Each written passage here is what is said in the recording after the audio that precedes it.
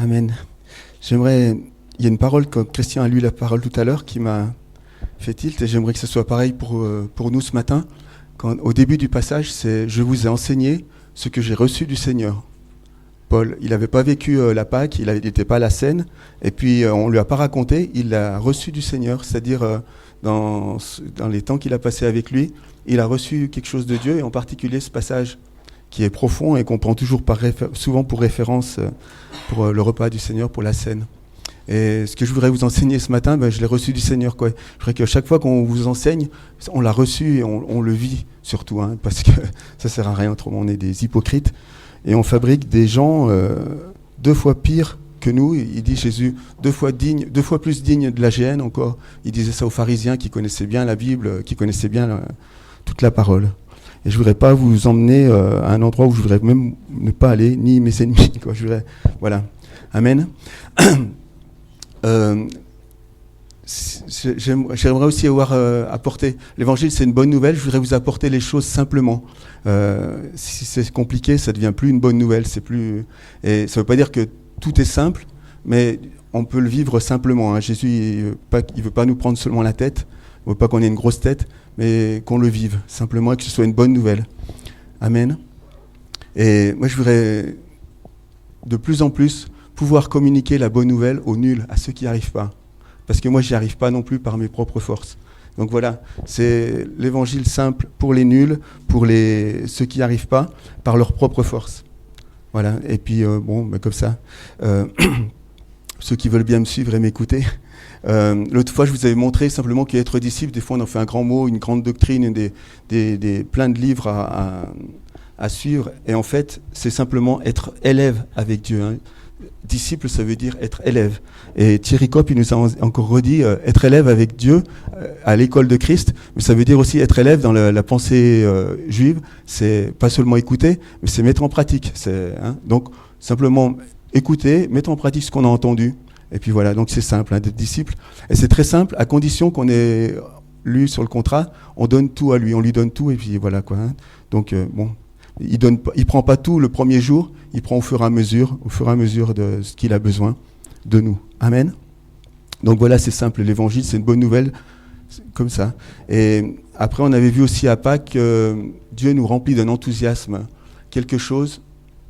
Après avoir souffert les douleurs de l'enfantement, il a dit, votre cœur va s'attrister, mais après vous aurez une joie et que nul ne pourra vous ravir. Et à Pâques, les disciples, ils ont commencé à connaître cette joie, mais le soir du lendemain de Pâques, le soir de Pâques, quand ils ont vraiment vu que le Seigneur était ressuscité, il y a eu cette joie. Et nous, des fois, on passe par des tristesses, et puis le Seigneur, il nous la remplace par de la joie, mais il y a des moments où on désespère vraiment de notre vie chrétienne, c'est normal. Et Gabriel en a encore reparlé la semaine dernière, il a dit c'est par des tribulations qu'on doit rentrer dans le royaume de Dieu, et que Dieu, il utilise ces tribulations, ces difficultés, ces échecs, pour nous faire avancer, pour nous faire rentrer dans ce royaume, pour nous faire progresser et mieux rentrer dans sa parole. Amen. Toujours d'accord? Alors aujourd'hui, je vous ai dit, moi je vois l'évangile pour les nuls. Je vais vous aider à encore une recette, c'est pas une recette, mais c'est pouvoir vivre les commandements de Dieu d'une façon moins pénible. Des fois, c'est pénible de vouloir vivre tous ces commandements. En fait, il y a 2 commandements principaux, on l'a déjà vu. Vous vous rappelez, le premier commandement, on verra qu'il y a même encore un autre nouveau commandement. Et comment le vivre d'une façon plus simple. Et en fait, c'est le titre du message, comme ça, c'est une amitié profonde. Et je vais vous donner, pour vous rappeler du passage, c'est 1515, Marignan, Jean 15,15, si on peut l'afficher. Jean 15,15, c'est un endroit où Jésus, avant de partir, il rappelle ses disciples et puis il leur dit quelque chose de particulier. Je ne vous appelle plus serviteur, parce que le serviteur ne sait pas ce que fait son Seigneur, mais je vous ai appelé ami, parce que je vous ai fait connaître tout ce que j'ai appris de mon Père. Voilà cette relation que Dieu désire avoir avec nous, c'est-à-dire on est disciples, on est élèves depuis un certain temps. Pour les chrétiens qui viennent de naître de nouveau, ils vivent déjà cette amitié avec Jésus, mais pour les chrétiens qui sont depuis plus longue date, il y a une relation, un niveau de relation que Dieu nous appelle à vivre, et dans ce niveau de relation, les choses seront plus simples. Et je voulais simplement dire comment être ami de Dieu. En quoi ça m'engage? Comment devenir vraiment ami de Dieu? L'amitié profonde avec Dieu pour vivre le premier commandement, c'est pas une relation poétique ou mystique, des choses qu'on vit dans le secret, un peu de l'illumination, ou des choses allégoriques, c'est une image, mais c'est du concret. Et si on voit notre père dans la foi, c'est Abraham. Lui, il est appelé par Jacques ami de Dieu. Pourquoi? Parce qu'il a vécu avec Dieu pendant des années. Dieu lui dit, quitte ta famille, quitte ton pays, va là-bas. Et puis, il a vécu, alors qu'il n'y avait rien, il n'y avait aucun support de religion à cette époque-là, que des religions païennes. Mais Abraham, il a vécu cette relation longue, silencieuse avec Dieu, cette intimité, et il lui a fait confiance quand il recevait quelque chose. C'était pas dit qu'il avait une voix audible, mais il savait que cette voix intérieure, c'était celle de Dieu, et il l'a suivie. Et il était ami de Dieu. Et donc, si on est ses enfants par la foi, maintenant, eh bien, on devrait être aussi comme lui, des moments où on vit tous les jours avec Dieu, et puis on a cette amitié qu'on cultive, et puis puis avec Jésus d'autant plus. Ensuite, il y a eu Moïse qui parlait avec Dieu comme un ami, donc il avait vraiment cette voix avec Dieu, mais il parlait comme avec un ami. Et donc, voilà, c'est des exemples pour nous. Il y a certains prophètes, Daniel était le bien-aimé de Dieu, donc ceux qui écoutaient la voix de Dieu, c'était une relation pas seulement hyper spirituelle, hyper charismatique, mais une relation avec Dieu tous les jours. Jésus, il est aussi appelé bien-aimé par Dieu lui-même. C'est-à-dire que Jésus, qui était le Fils de Dieu, il a aussi entretenu sa relation avec Dieu. Et sur la terre, il a vécu dans la grâce. Enfin, on a plein de versets qui parlent de sa vie sur la terre. Il était comme un modèle, mais en même temps, il avait cette relation tout le temps avec Dieu. Il faisait les choses humaines, tout ça, mais il avait cette relation avec Dieu. Et il passait des nuits dans la prière, il a passé dans le jeûne aussi. Et quand Dieu lui a parlé dans le désert, enfin, avant, quand il était baptisé du Saint-Esprit, il a dit « Celui-ci est mon Fils bien-aimé, en qui j'ai mis toute mon affection. » C'était normal, c'était déjà son fils, mais en plus, il a encore plus placé parce qu'il était sur la terre limité, mais il met tout ce qu'il avait, son pouvoir humain limité, il le mettait au service de Dieu, du Père, pour l'écouter. Et plusieurs fois, à la transfiguration aussi, celui-ci est mon fils bien-aimé, écoutez-le. Et puis aussi, quand un ange vient le fortifier, je crois qu'il y a aussi un autre endroit à Jérusalem où ils ont entendu une voix comme un tonnerre, et celui-ci est mon fils bien-aimé. Voilà, donc même Dieu lui-même, il avait cette relation avec Jésus. Donc c'est notre modèle. Et puis Jean aussi, on dit que c'est le disciple bien-aimé. Il avait aussi cette relation d'amitié avec Jésus et avec Dieu. Il a eu des révélations. Voilà, donc c'est juste pour dire, on a besoin de cette relation d'amitié. C'est une chose normale dans la vie chrétienne. Si vous en restez à être des disciples, c'est un peu triste, c'est une vie triste et difficile. Mais si vous êtes amis, c'est beaucoup plus simple. Comment devenir ami de Dieu ou de quelqu'un? Parce que ça va être un principe. Dieu, Père, Fils, Esprit, il y a une relation d'amour et d'amitié qui est dans le ciel. Bon, c'est difficile à s'imaginer. Il n'y a que par le sondage, comme Paul, c'est par la révélation qu'on peut comprendre les choses. Mais il y a de l'amour, et donc tout ce qu'il a créé, c'est par amour. Il y a cet amour, cette amitié, ce désir d'amour et d'amitié. Il est en nous aussi qui sommes sur la terre, et on a besoin, et même les gens du monde, ils ont besoin d'amitié, d'amis, tout ça. Les copains d'abord, on a besoin de choses comme ça. Mais comment faire un ami? Comment avoir des amis? Peut-être vous êtes... Moi, j'avais vraiment de la difficulté à communiquer. J'ai des problèmes de relations, de jeunesse. Enfin, on a tous des choses qui font qu'on est blessé, ou on est, dès le départ, peut-être même assez tôt. Et puis, on a des difficultés. Des gens, ils sont très relationnels, ils arrivent à communiquer avec tout le monde. Mais il y en a d'autres qui sont vraiment bloqués. Et puis, moi, il a fallu que j'apprenne comment communiquer, comment m'intéresser à l'autre, comment aller un peu plus loin, pouvoir... Voilà, je vous dirai un petit peu après des petits trucs. Mais comment devenir ami de Dieu? Là, c'était plus simple, dans un sens qu'avec quelqu'un d'extérieur. Mais c'est les mêmes principes. Il faut déjà du temps, de la disponibilité. Donc, quand c'est un ami, il y a une priorité, une disponibilité. Il faut le temps. L'ami aime en tout temps. Et dans le malheur, il se montre un frère. Écouter, donc il n'y a pas seulement parler, mais c'est écouter. Un ami, on l'écoute.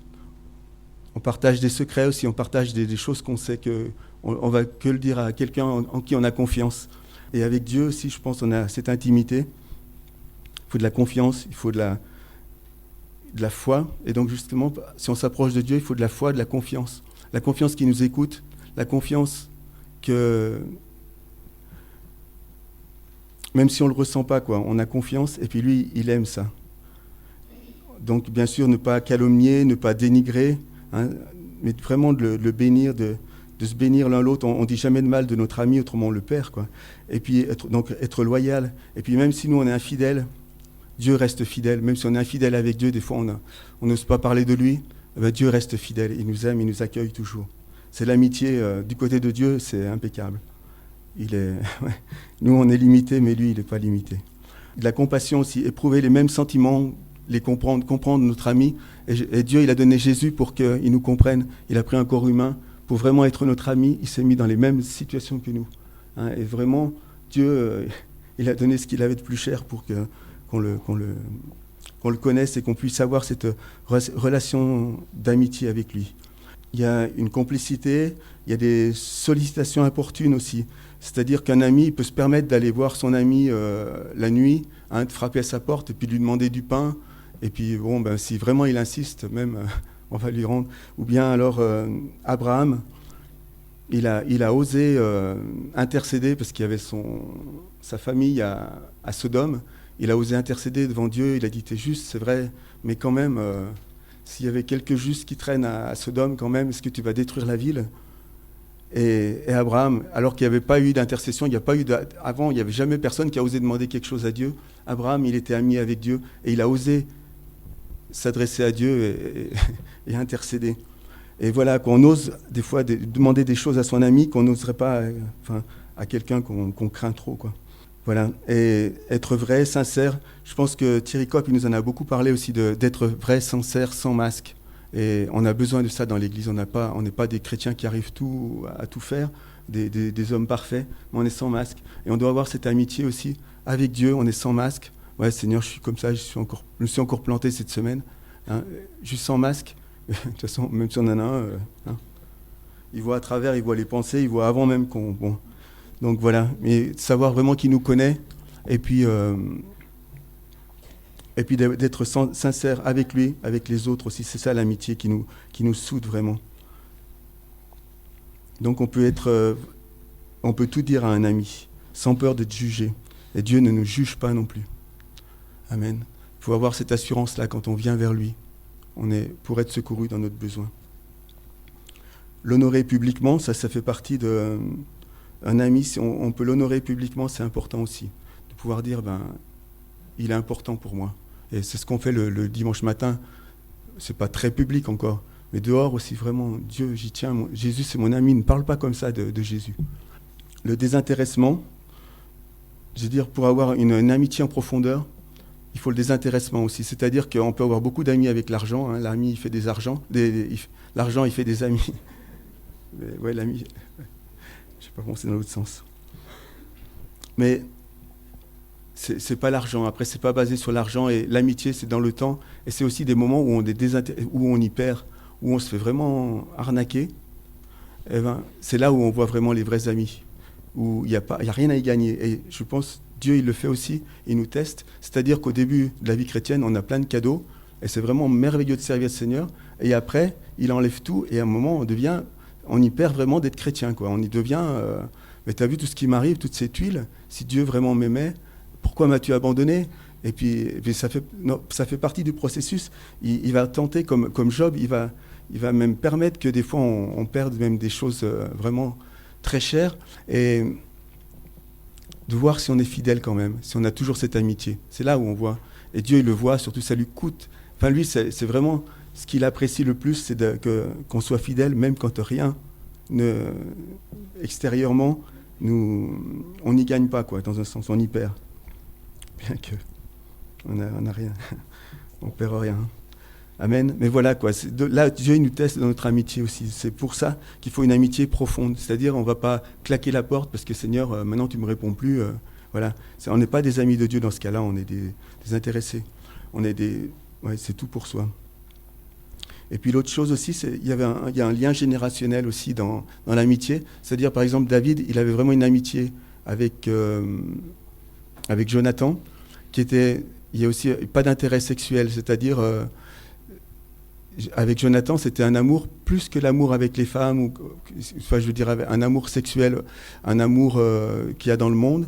il n'y avait pas un intéressement comme ça, mais c'était vraiment une amitié de combat, de service, de toute une amitié qui n'était pas homosexuelle non plus.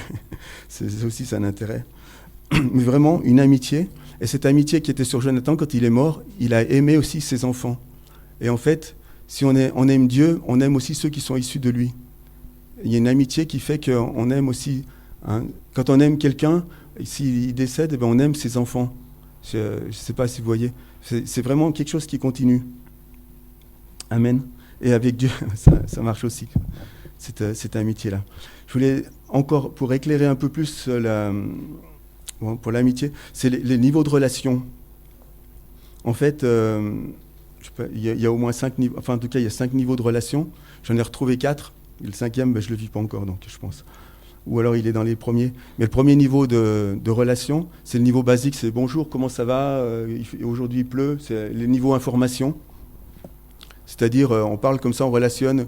Donc c'est pour ça on peut avoir des amis comme ça, facilement sur le niveau basique, et on reste toute notre vie comme ça, on se croit amis, mais c'est tout. Mais on n'est pas des vrais amis, on n'a que le niveau basique parce qu'on a peur d'aller un peu plus bas, d'aller un peu plus profond, parce qu'on risque peut-être une confrontation, ou on risque quelque chose. Et souvent, le monde, c'est comme ça. Bon, on partage des infos. Le deuxième niveau, c'est le partage d'opinions sur les infos. C'est-à-dire, moi, je suis pour les Verts. C'est-à-dire, on parle du foot, ou je suis pour les Bleus, ou vraiment...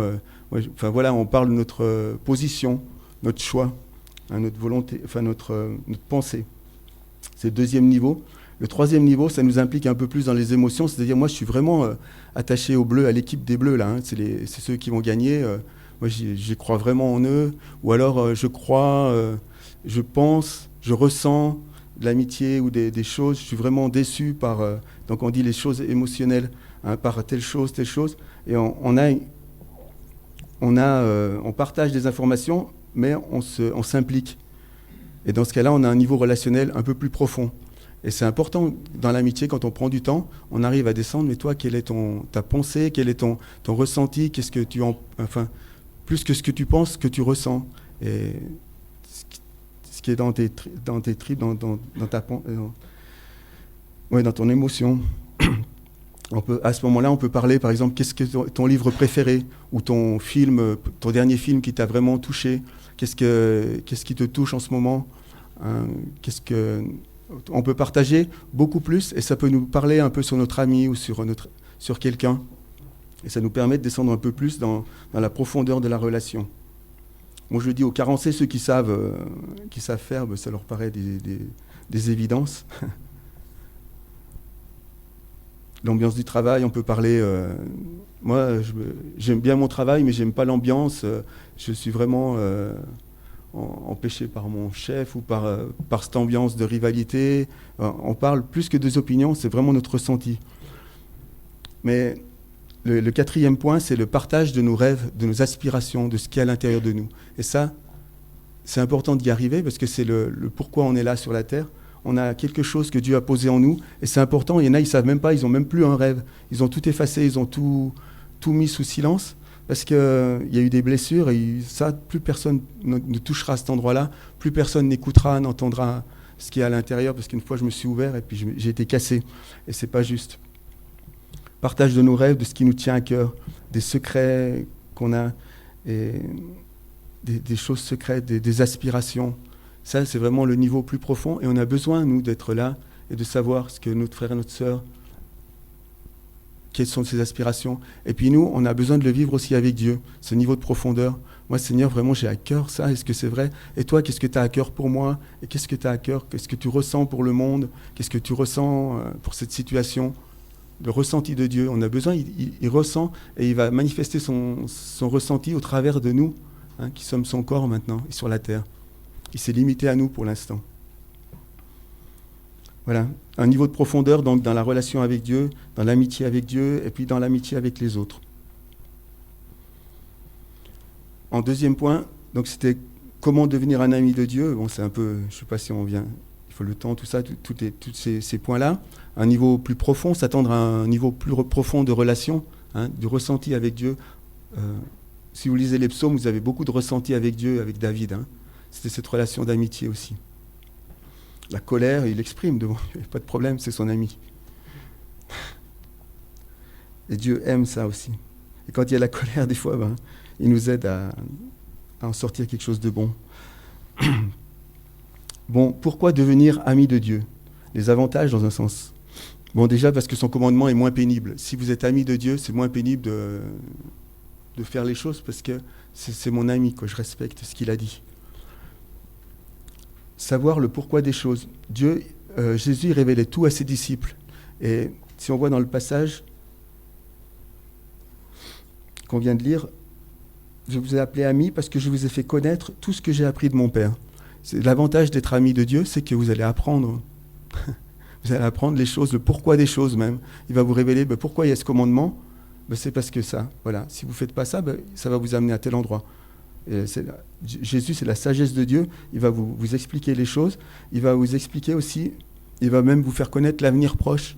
Ou l'avenir, par exemple, Abraham, qui était ami de Dieu, il a dit, mais Jésus qui était là, l'ange, c'était Jésus, une image de Jésus, les 3 anges qui étaient venus voir Abraham. Il dit, mais cacherai-je à Abraham ce que je vais faire? Est-ce que Dieu, il va cacher à son ami, si vous êtes son ami, ce qu'il va faire? Et des fois, il peut révéler sa volonté et même ses jugements à ses enfants qui sont proches, à ses amis. Donc, on peut ressentir des choses si on est très proche de lui. Donc, c'est un avantage aussi. Noé, il était averti, parce qu'il était ami de Dieu, il était averti qu'il y avait un jugement. Il y a tous les prophètes, c'était des amis de Dieu. Voilà. Connaître sa volonté, son intimité, dans l'intimité, je ne fais rien que ce que je dois faire au Père. Si vous voulez connaître ce que fait Jésus, on est obligé d'être proche, si vous voulez faire sa volonté. Donc il faut cette intimité, devenir ami de Dieu pour savoir quoi faire. Des fois, on est obligé de se mettre à côté, d'aller retourner dans sa chambre pour savoir ce que je dois faire maintenant dans cette situation. Non, on apprend à être qu'il soit toujours là en nous, et puis on sait même au moment même, on sait à l'avance ou on sait au moment même quel est le choix. C'est important aussi. Des fois, on voit les chrétiens, ils sont obligés d'attendre ou de repartir. C'est bien aussi, mais si on peut l'avoir en direct, c'est bien aussi, la réponse. Développer une complicité, Dieu ne nous fera pas de faux bons. J'ai l'impression à Jésus, il faisait toujours que ce qu'il voyait faire au Père, et il y a un moment, il dit, je sais que tu m'exauces toujours. Et j'ai l'impression qu'il y a un moment, il dit, mais bon, fais-le pour eux maintenant, Seigneur. tu réponds à la prière. Et des fois, nous, on va peut-être aller un peu trop loin, mais on sait que Dieu, il est là. Il peut quand même répondre. Si on a vraiment cette intimité, cette proximité, cette complicité, il répondra même si ce n'était pas complètement sa volonté. C'est un avantage. Appréhender l'invisible, sonder les choses, comme les fils de roi. Le roi, il sonde les choses. Et si on a cette intimité avec Dieu, on va appréhender les choses qui viennent aussi, les comprendre. On a besoin d'être éclairé. Cette génération, il y a de plus en plus de ténèbres, mais le peuple qui suit son Dieu, il marchera dans la connaissance, il marchera dans la révélation. Amen. Ce n'est pas seulement les pasteurs ou les anciens qui vont vous révéler, c'est vous-même avec Dieu. C'est un peuple, tout le peuple. Voilà. Nous, on vous explique comment le recevoir, mais vous, travaillez-le. Amen. Et surtout, je crois que c'est le plus grave après, pourquoi être ami de Dieu? Je pense qu'il veut une amitié exclusive. Dans Jacques 4.4, il dit « Celui qui veut être ami du monde et devient ennemi de Dieu ». C'est-à-dire que si vous avez un autre ami que Dieu, vous êtes ennemi de Dieu. Si vous ne voulez pas être ennemi, donc il faut être ami. Puis plus loin, n'aimez pas le monde. Si quelqu'un aime le monde, c'est dans 1 Jean 2.15, si quelqu'un aime le monde, l'amour du Père n'est pas en lui. Ouais, tu vois, en tout cas, bon, c'est toujours le même principe de toute façon. Si on est ami de Dieu, le monde devient notre ennemi, quoi, vraiment. Donc plus on est proche de lui, plus le monde il perd son attrait, et la convoitise du monde, toutes ces choses-là. Plus on est proche de lui, plus on est ami de Dieu, plus moins on aime le monde. Voilà. Il y a un autre avantage encore, c'est que Dieu vient faire sa demeure en nous. Je vais commencer par l'autre verset, c'est-à-dire Apocalypse 3.20, on le connaît tous. Le dîner romantique, le souper romantique avec Dieu. Vous le connaissez, ce souper romantique? Apocalypse 3.20. Si quelqu'un, voici je me tiens à la porte et je frappe, si quelqu'un entend ma voix, c'est à l'église de Laodicée, donc la dernière église. Si quelqu'un entend ma voix et ouvre la porte, j'entrerai chez lui, je souperai avec lui et lui avec moi. Et en fait, ce souper, c'est quoi? Souper avec Jésus, bon, c'est pas de la bouffe. Il y a mieux que ça. Enfin, je veux dire, c'est vraiment justement cette relation, ce niveau de relation, c'est manger de sa parole. Ouais, c'est vrai, bon, c'est bien les dîners romantiques, mais c'est manger de sa parole. Et puis lui, il soupe aussi avec nous, c'est-à-dire qu'il va manger aussi de nos émotions, de ce qu'on vit, de notre ressenti. Lui, il va nous donner un peu de son ressenti, et puis nous, on va lui donner aussi de notre ressenti. Et ce souper, cette intimité avec Jésus, c'est merveilleux, quoi, hein, c'est un souper romantique. Il a toutes les qualités, Jésus.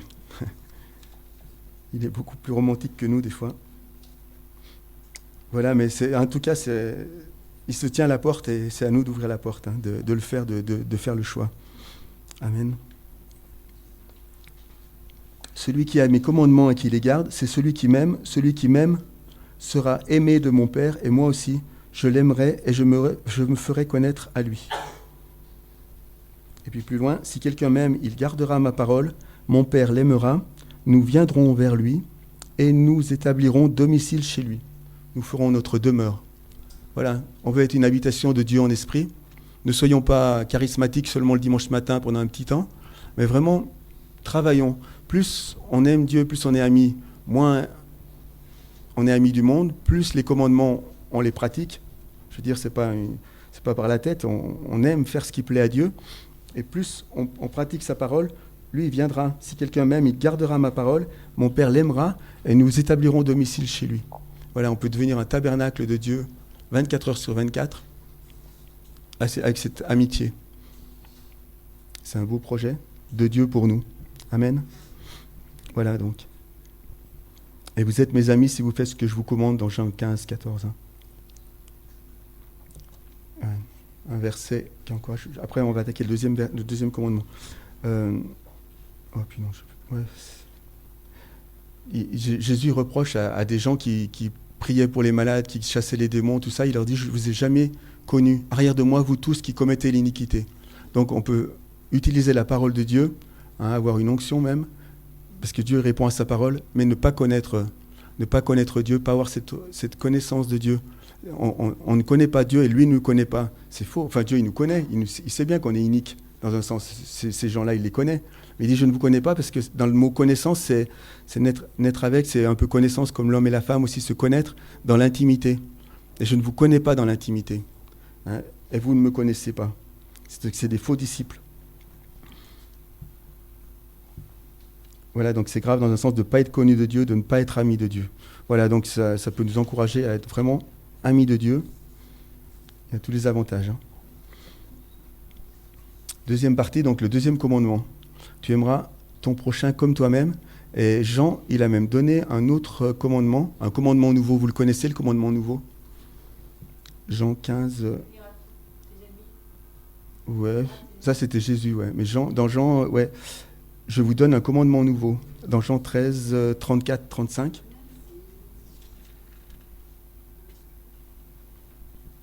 Ah, il nous engage aussi, là, celui-là. J'aurais peut-être pas vous le donner, parce qu'après... Là, il a lavé les pieds de ses disciples. Ah, c'est Jean 13, 34. Je me suis raté. Voilà. Je vous donne un commandement nouveau. Aimez-vous les uns les autres. Comme je vous ai aimé, vous aussi, aimez-vous les uns les autres. Voilà le modèle. Comme je vous ai aimé, vous aussi, aimez-vous les uns les autres. C'est à cela que tous reconnaîtront que vous êtes mes disciples, si vous avez de l'amour les uns pour les autres, mais de l'amour comme je vous ai aimé. Et Jésus, il nous a aimés comment?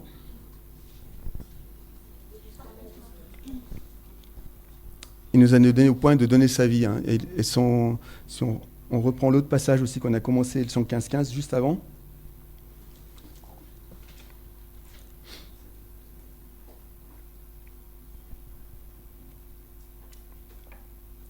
Voici mon commandement, aimez-vous les uns les autres, Jean 15, 12. Voici mon commandement, aimez-vous les uns les autres comme je vous ai aimé. Il n'y a pas de plus grand amour que de donner votre vie pour vos amis. Voilà l'amour dont Jésus veut qu'on soit rempli. Donner sa vie pour ses amis. Ça ne veut pas dire on va mourir ou on va se tuer dans l'amitié. Est-ce qu'il y a un plus grand amour que de donner sa vie pour ses amis, de donner sa vie pour ses amis? Moi je dis oui, pourtant il s'est trompé Jésus. Parce que Jésus, il a donné sa vie pour ses ennemis, pour des gens qui n'étaient pas encore ses amis. C'est écrit plus loin, Paul qui le dit. Donc Jésus, il a fait un amour encore plus grand que ceux qui aiment leurs amis au point de se sacrifier. Jésus, il est mort pour nous alors que nous étions encore ennemis. Mais maintenant que nous sommes amis, on n'a plus besoin de mourir pour nos amis, mais on peut se donner, quoi. On n'a pas besoin de mourir non plus pour Jésus. Si c'est notre ami, Jésus, on n'a pas besoin de mourir pour lui. Hein. Seigneur, je te donne ma vie. Et puis voilà, c'est fini. Il n'en a pas besoin de notre mort. Enfin, dans notre vie, on donne notre vie. Voilà. Mais c'est en fait, on va donner de notre vie, de nos tripes. Hein. Si on veut donner de notre vie, c'est en fait, on va se donner. Même Jésus s'est donné en nourriture. Hein. Il s'est donné en nourriture dans ce monde. On va se donner en pâture. Ils comprennent ce que ça veut dire. Hein. On va se faire bouffer des fois à des endroits pour faire goûter combien le Seigneur est bon. Voilà.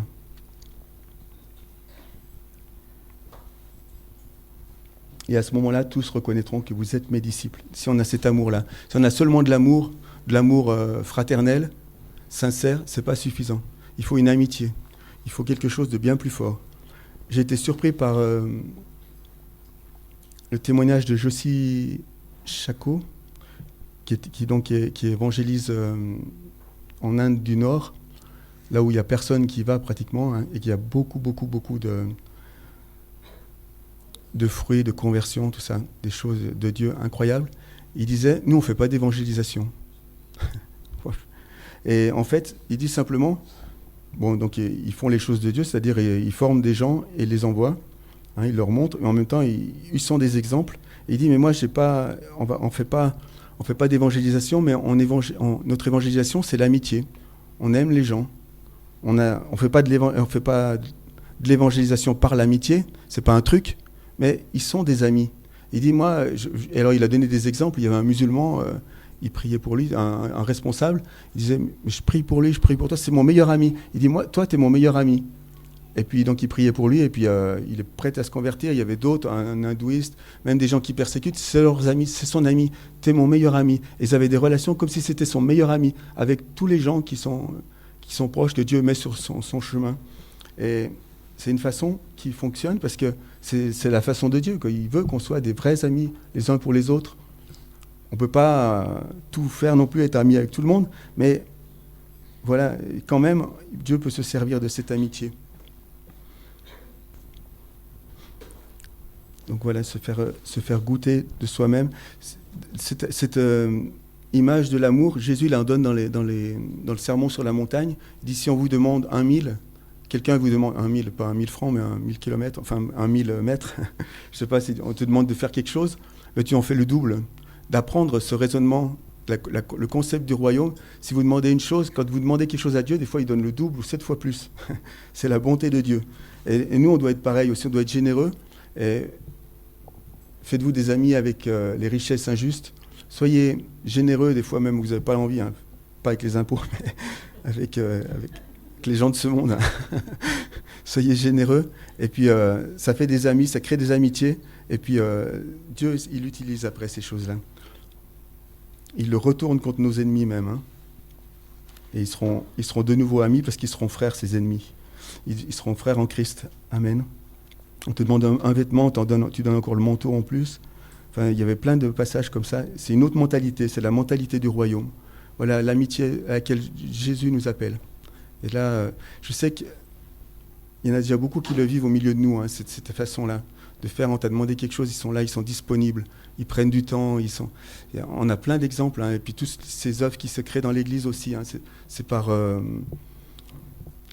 de l'amour de Christ en vous qui a envie de se manifester. Des gens je pense aux sœurs, là, hein, c'est super ce groupement de femmes, des femmes qui ont été blessées, et ben, qui vont aider les autres qui ont été blessés aussi. C'est une œuvre de Dieu qui est formidable, quoi. On ne peut que bénir. Et puis plein de gens qui se visitent les uns les autres, on s'accueille, on pense à ceux qui sont tout seuls, ben on y fait attention, on les invite au repas. Voilà, c'est important, ça fait partie d'une vie d'église. Et souvent, autrement, on entend, on n'a pas d'amour dans cette église. Mais non, on a tous quelque chose à donner. On est tous un potentiel énorme. L'ennemi nous fait croire plein de choses scabreuses sur nous-mêmes. Mais non, on est tous des cadeaux. Des cadeaux pour l'humanité, des cadeaux, un patrimoine. Déjà, de par notre naissance, Dieu nous a donné tout un potentiel de nos familles, bon et mauvais, mais il y a du bon. Et Dieu peut l'utiliser déjà, même avant qu'on soit converti. Mais après, quand il pose Christ en nous, il y a des façons, des facettes de l'amour qui vont transparaître. C'est important qu'on ait ce niveau de relation, ces niveaux pour donner, pour profiter, entre guillemets, les uns des autres et se donner les uns aux autres. Je ferai juste une parenthèse, un petit truc, attention. Gardons des limites saines. Ça ne veut pas dire qu'il faut se donner à mort pour les autres. Gardons des limites saines. La priorité, c'est Dieu, la famille, enfin nos proches prochains où on est responsable. Et puis après, les amis, bien sûr, mais il y a quand même une priorité. Il y en a qui se font bouffer, il y en a qui ont été blessés, justement, qui ont trop donné, qui peuvent plus donner. Il y a des limites. S'il y a des abus, et aussi la sexualité, c'est important. Gardez des bonnes limites. Un homme, une femme, faites attention. C'est un homme. Enfin, je veux dire, faites attention. Mettez-vous des protections. Ne faites pas n'importe quoi sous ce prétexte de l'amour, de l'amitié. Mais si vous avez des problèmes ou si vous avez eu des problèmes, faites un entretien de relation d'aide avec quelqu'un d'approprié qui vous montrera, qui vous aidera à reposer les limites. On a besoin, dans ce monde qui est tout déboussolé, on a besoin des bonnes limites et des bonnes choses. Mais dans les limites que Dieu nous donne, apprenons à l'amitié profonde. Et je vous défie aussi d'aller vers les esselés. Des fois, on voit dans l'église, il y a des petits groupes, et puis il y a des gens qui sont tout seuls.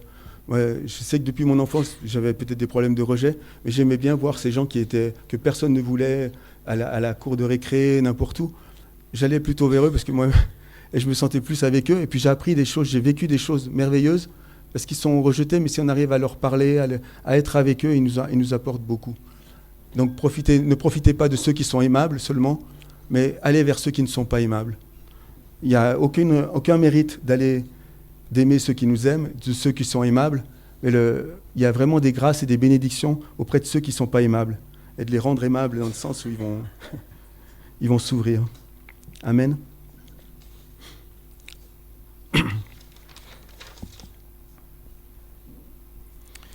Donc je vois aussi l'amitié comme une thérapie, ça c'est un supplément. L'amitié, vous faites confiance à quelqu'un même vous respectez ses opinions, il ne pense pas comme vous. Dans sa situation, vous n'auriez certainement pas fait ce qu'il a fait. Mais vous respectez, vous l'aimez, vous êtes son ami, vous le respectez. Même là, il va directement en enfer, vous êtes son ami. Jusqu'au bout, vous espérez. Et vous espérez, vous ne coupez pas. On a souvent, il dit, je cite Chaco, il dit, si quelqu'un ne pense pas comme vous, on dit, allez, on le laisse, parce que de toute façon, il va en enfer. Non, continuez d'être son ami, son meilleur ami. Continuez. Ne laissez pas la place au diable. Et là, Dieu fera l'œuvre. Amen. On a tellement fait ça dans l'Église. Si quelqu'un il ne reçoit pas Christ, on le rejette. Ne rejetez pas. Aimez, aimez, aimez encore. Jusqu'au dernier souffle. Dieu, il fait comme ça avec nous. Si on peut aimer quelqu'un qui est aimable, c'est Dieu. C'est facile, ça, parce qu'il est bon. Et plus on s'approche de lui, plus on a ses qualités. Il est bon, tout, même dans sa justice, il est bon. Il est bon. Il est bon. Dieu seul est bon. Mais aimons qui est aimable, donc c'est le premier commandement. Et puis aimons ceux qui ne sont pas aimables, nos prochains. Je voulais aussi dire vite, quand même. Il y a une hiérarchie dans l'amitié. Notre prochain, qui est notre prochain? L'amitié profonde, bien sûr, c'est notre prochain, notre plus proche prochain, c'est notre conjoint. Et vivons cette amitié profonde dans le couple, quoi. Homme, femme, conjoint, conjointe. C'est important de vivre cette amitié. Des fois, on est là comme on assume la famille et puis on a notre travail ou même notre travail pour Dieu. Mais notre amitié profonde, première, c'est avec notre conjoint, avec nos enfants aussi. Des fois, ils sont sacrifiés sur l'autel pour le Seigneur et c'est pas juste. Ayons cette amitié profonde avec les enfants. C'est important et moi, je suis repris là-dessus. Cette amitié aussi sincère avec ceux avec qui on travaille, nos collaborateurs. On l'a vu avec Pascal Bonaz, c'est important. Là, avec Jésus, ses amis, c'était ses collaborateurs, ses disciples. Et on a besoin de relations d'amitié profondes avec ceux à qui on travaille, même pour le Seigneur, c'est la chose la première, la plus importante. Peu importe les œuvres qu'on fait ou qu'on ne fait pas, ce qui est important, c'est l'amitié profonde. Paul, tous ses collaborateurs, il les appelle bien-aimés à la fin des épîtres. Il les cite, il les nomme publiquement. Il dit, mais voilà, un tel, il m'a fait du bien. Et puis un tel, tout est bien-aimé. Ce n'est pas un terme fraternel seulement. C'est vraiment des bien-aimés, des amis profondes, des amitiés profondes. Des fois, ils ont passé près de la mort ensemble. Voilà. On a besoin de ce niveau de relation dans l'Église parce que le monde en a besoin aussi. Dieu, il a déjà prévu la solution avec tous les problèmes qu'il y a là. Dieu, il a prévu plein de solutions. Simplement, nous, on a besoin de recevoir cette amitié profonde de lui, à condition qu'on le connaisse, qu'on sache qu'elle existe. Amen. Voilà, je vais arrêter là. Donc, donnons notre vie pour nos amis, pour Dieu et nos prochains, pour une amitié plus profonde. Amen.